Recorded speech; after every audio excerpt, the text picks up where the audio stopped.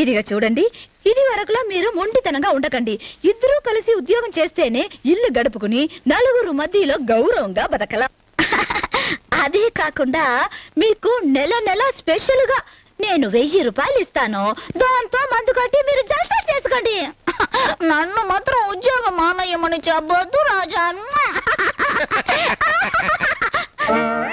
ఒక నెల ఉద్యోగానికి పంపిస్తే ఎంత డెప్త్ లోకి వెళ్ళిపోయావే. అమ్మో, నిన్ను ఇలాగే కంటిన్యూ చేస్తే ఈ డెప్త్ చాలా డేంజర్ అయిపోద్ది. అవునే, ఇది కత్తి. నువ్వు ఇలాంటి నీతి వాక్యాలు మాట్లాడతావని నాకు నెల ముందే కలొచ్చింది. అందుకే పటాన్ దగ్గర నుంచి ప్రత్యేకంగా ఈ కత్తి తెప్పించా.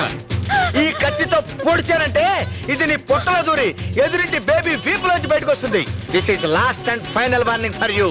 రేపు ఉదయం సూర్యుడు వచ్చేసరికి నువ్వు ఉద్యోగం గురించి మాట్లాడావంటే సాయంత్రం చంద్రుడిని చూడు.